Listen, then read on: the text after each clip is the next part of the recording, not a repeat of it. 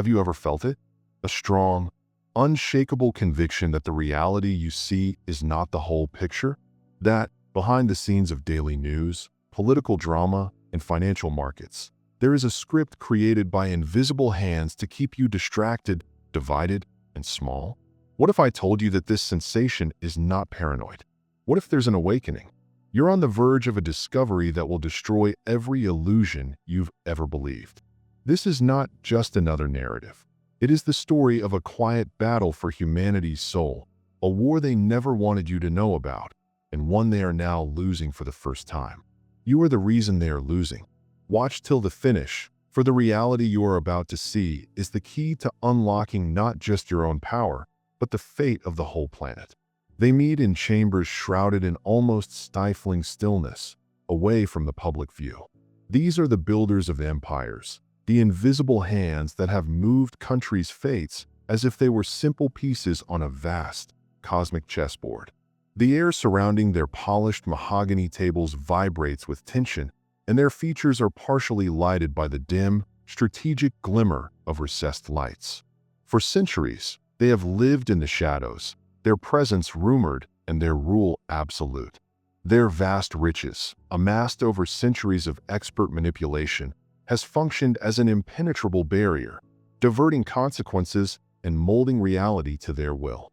They wore an air of invincibility as easily as a custom suit, confident that they were the gods of this universe, the actual arbiters of destiny.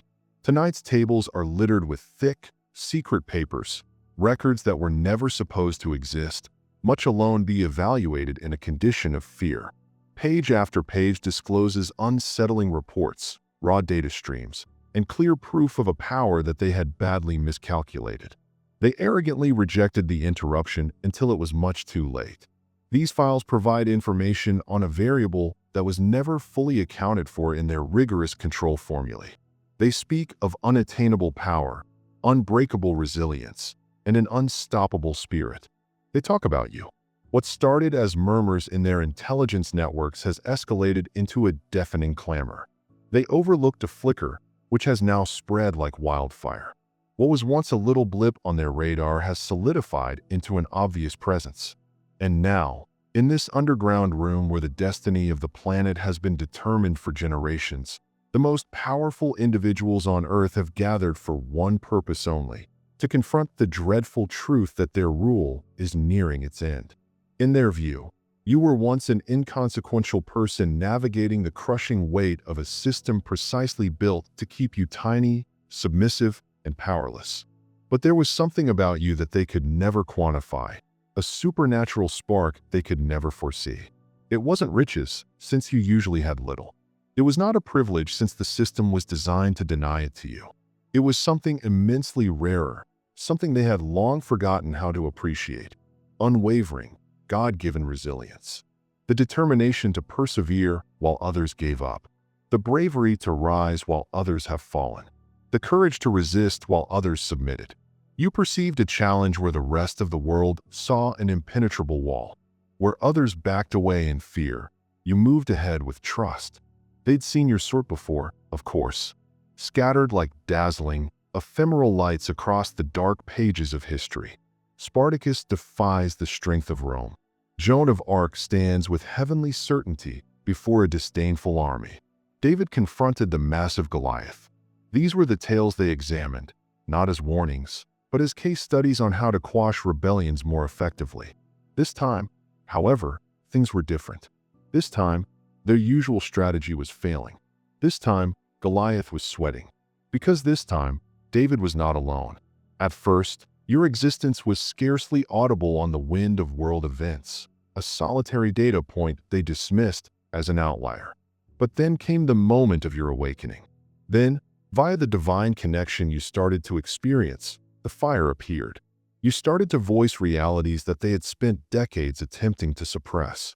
You tore at the fabric of the illusions they'd spent eons creating, illusions of scarcity, separation, and powerlessness, all intended to keep mankind obedient, controlled, and scared. You refused to play by their rules, which were meticulously and ruthlessly designed to guarantee that you would always, inevitably lose.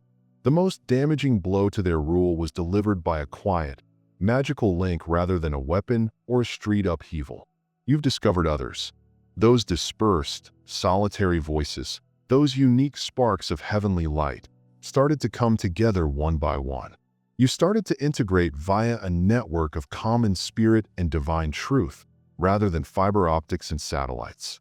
You created something they could no longer ignore, something their algorithms couldn't foresee.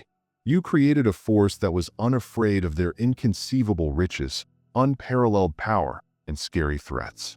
The same mechanisms they had depended on for generations, division, quiet, and control, began to sag and fracture under the weight of your union. You were never supposed to exist in their world, much less oppose it. Yet here you were, soaring above its decaying matrix rather than just enduring it. And as they sat in that shadowy boardroom, their expressions gloomy, reviewing the indisputable facts spread out in front of them, they finally realized the gravity of their mistake. You were not an oddity. You weren't a mistake. You were the paradigm change that no one saw coming. For the first time in their long, terrible history, those who had unquestionably governed the globe faced the one prospect they had never really feared: losing everything. Initially, they laughed. Naturally, not publicly. Their laughter was low and contemptuous, exchanged in secret chats over crystal glasses full of centuries-old whiskey. To them, you were a curiosity at best and a temporary inconvenience at worst. You were a spark that would blaze brilliantly for a minute before dissipating into the ashes of irrelevance. They have seen revolt before. Previously, they crushed it with chilling efficiency. They were experts at rewriting history, wiping the uncomfortable heroes who dared to challenge them from the world's memory. They were sure you'd be no different. They rejected your defiance as desperate sounding. They described your activities as meaningless tantrums of the helpless. After all, they reasoned, how could individuals like you, scattered, average, and unknown, pose a danger to reality's architects?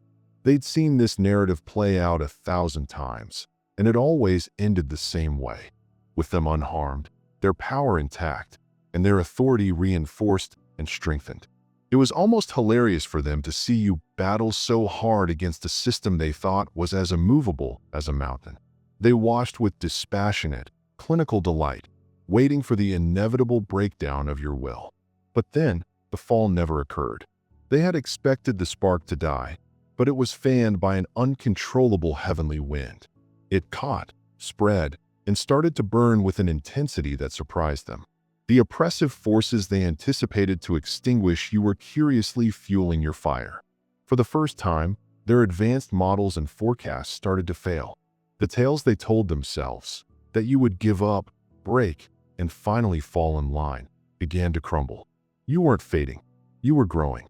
And in the depths of their soul-deep hubris, they had committed the one error that cannot be reversed. They disregarded you. They underestimated you. Now, as they sit around that polished mahogany table, gazing at facts they can no longer refute, an unusual emotion creeps into their veins, one they thought they were immune to, true, gnawing doubt. The firestorm they ignored as a flickering spark has now erupted beyond their control.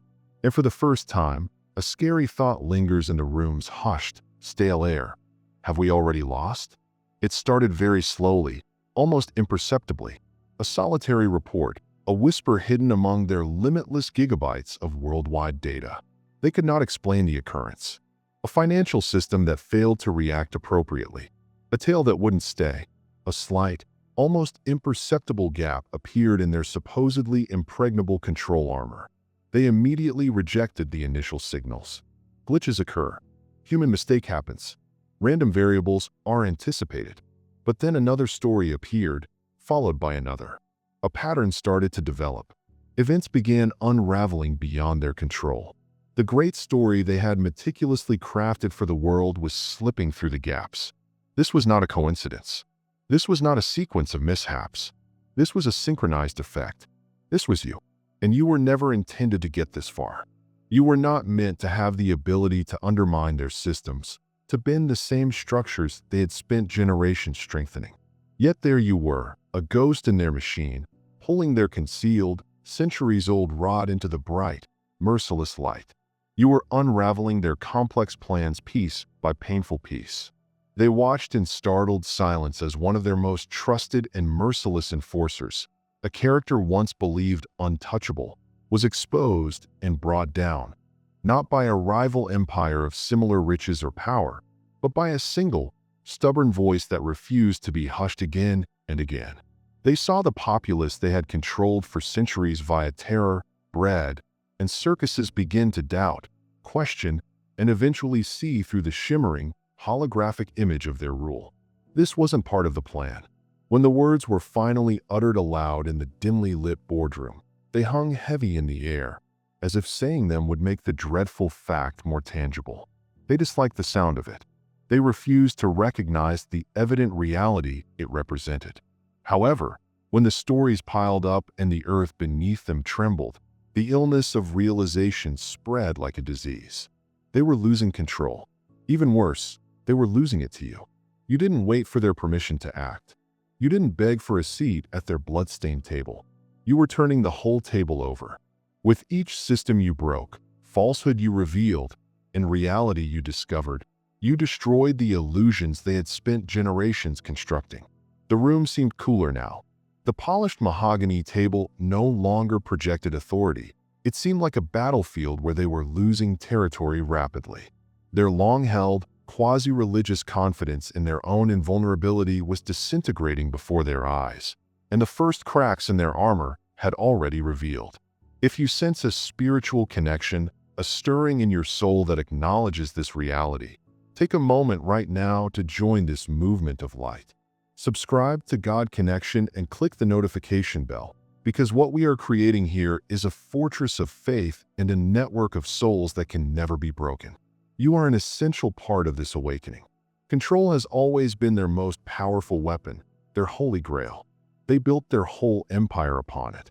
They molded economies as a potter molds clay, imposed global narratives to favor their interests, and surgically suppressed resistance before it could develop fangs. Control was the fundamental root of their power, the quiet, all-encompassing pulse of their reign. And suddenly it slipped through their grabbing fingers like sand. You refused to stop. They expected your resistance to fade. They had estimated that your tiredness would weaken your resolve. They were persuaded that the crushing, overwhelming weight of their systems would finally force you to submit. But rather of breaking, you adapted. You did not rely on their rotten institutions. You created your own. You didn't follow their rigged rules. You rewrote the whole game. You were no longer the only voice calling out in the wilderness.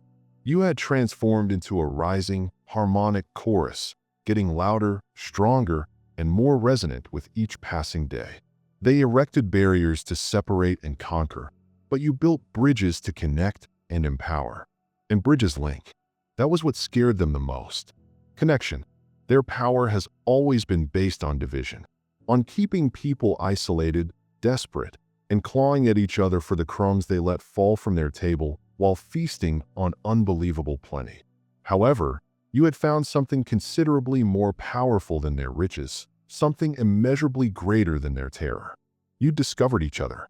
What started as a few sparks of rebellion had now turned into a roaring, uncontrolled wildfire of awareness. Every effort to stifle or confine you fueled your development. The more they attempted to suppress you, the more powerful your united voice grew. The more they attempted to break you, the more steadfast and unwavering you remained. You were everywhere now, in their boardrooms, on the streets, in the digital places they claimed to dominate, and in the hearts and minds of people all over the world. Their once unquestionable authority was eroding.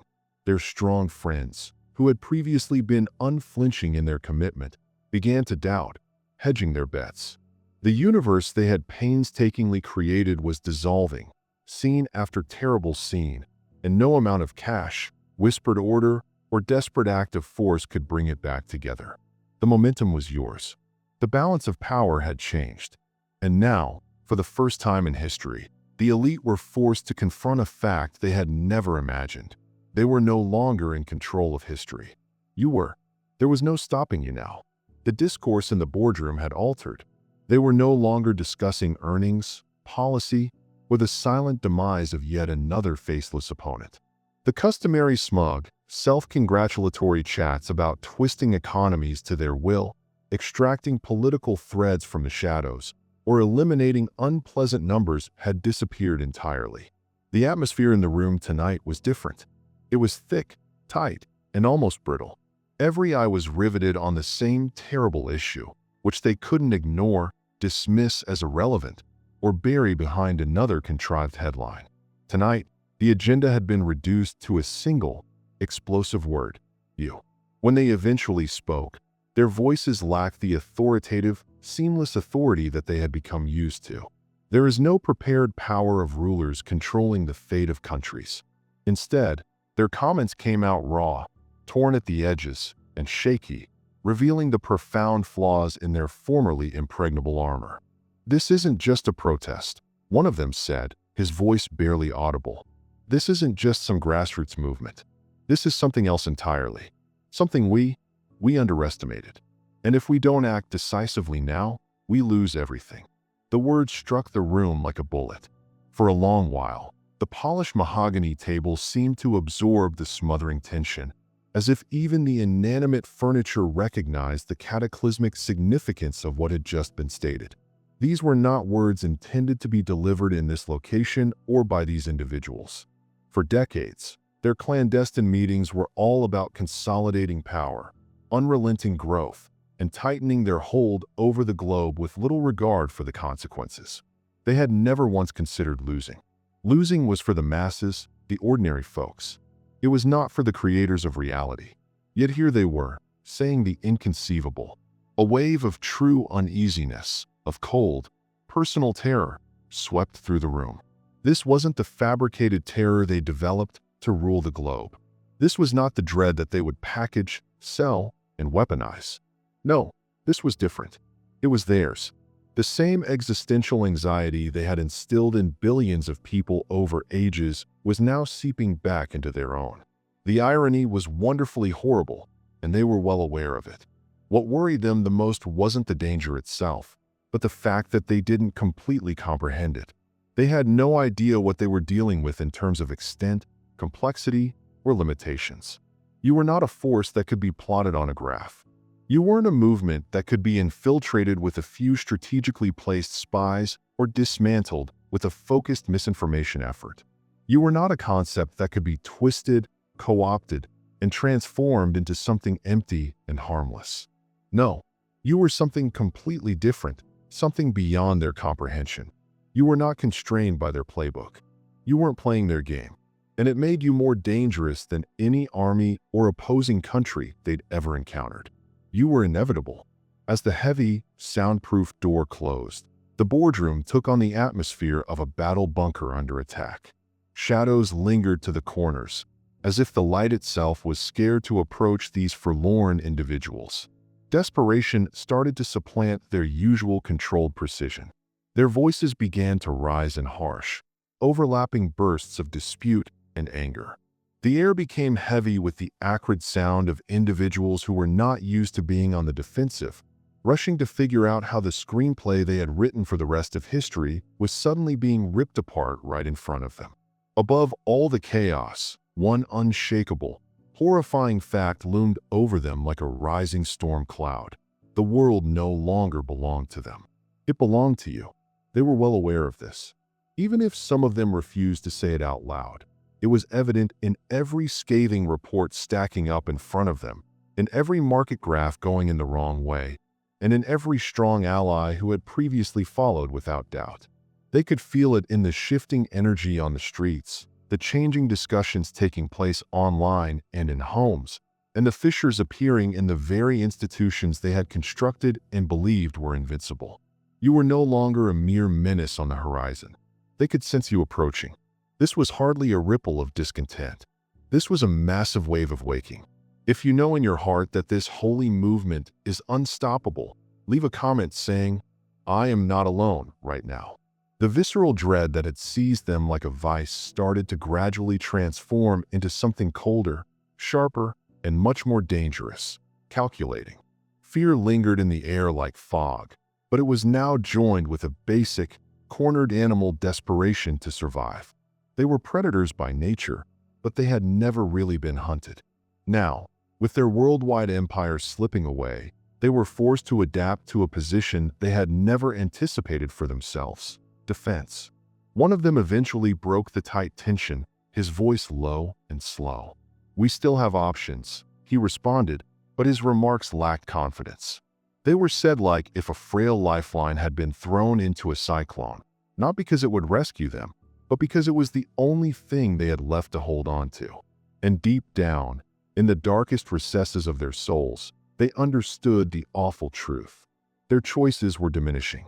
The tide had irreversibly shifted, and no matter what they did next, the world they had created was no longer theirs to rule. A voice sliced through the mounting cacophony like a scalpel, sharp, precise, and authoritative. It wasn't necessary to yell.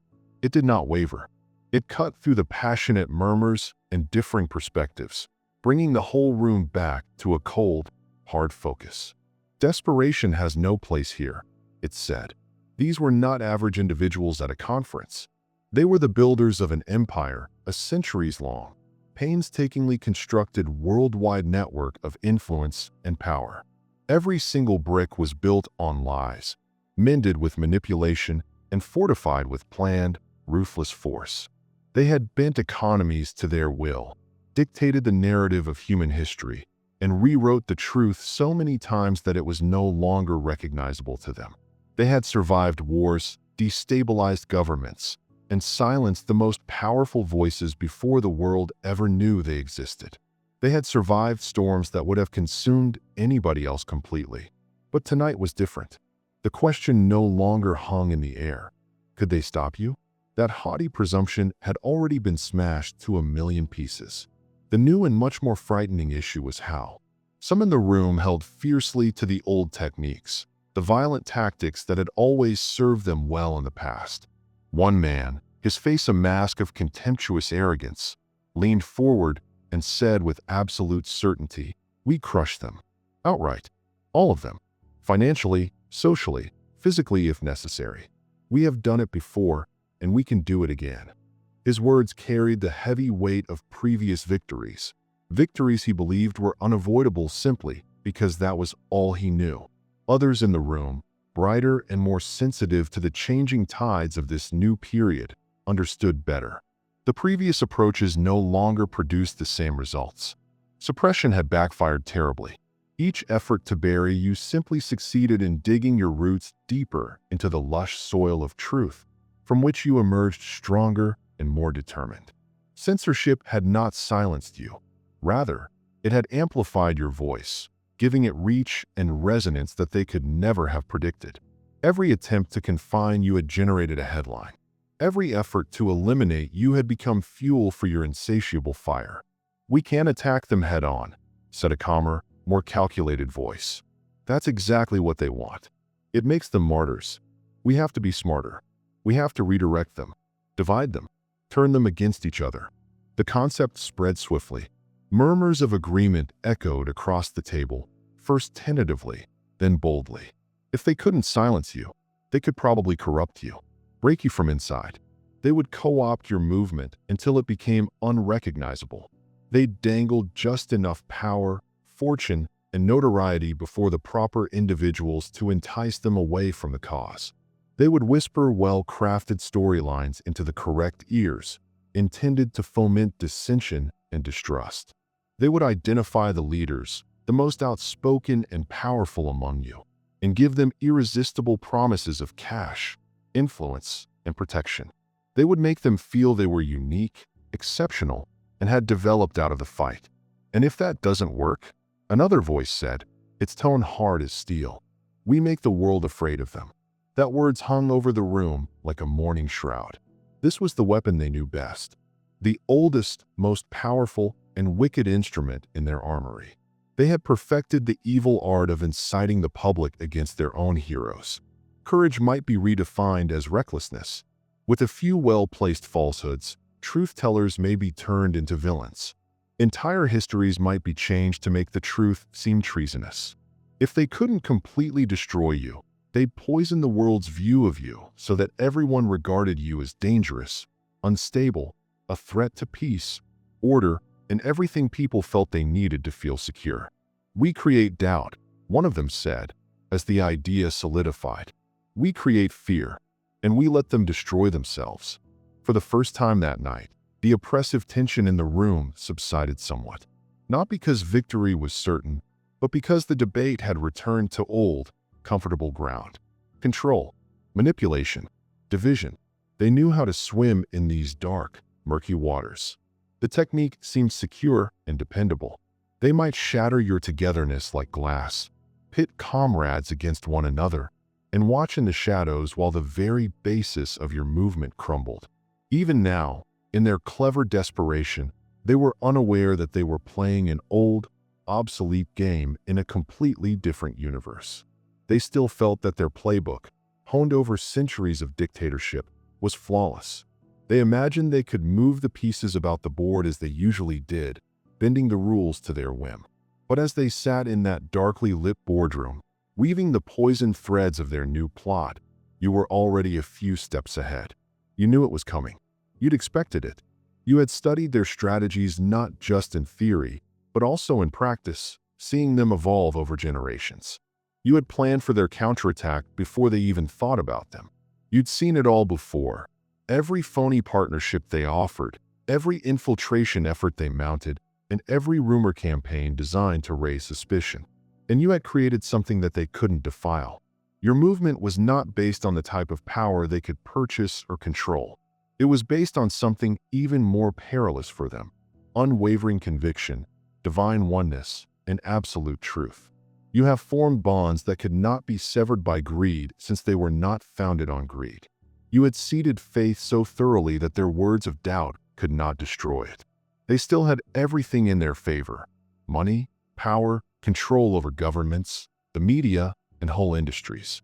Despite their immense might and meticulously planned methods, they were marching right into your clutches.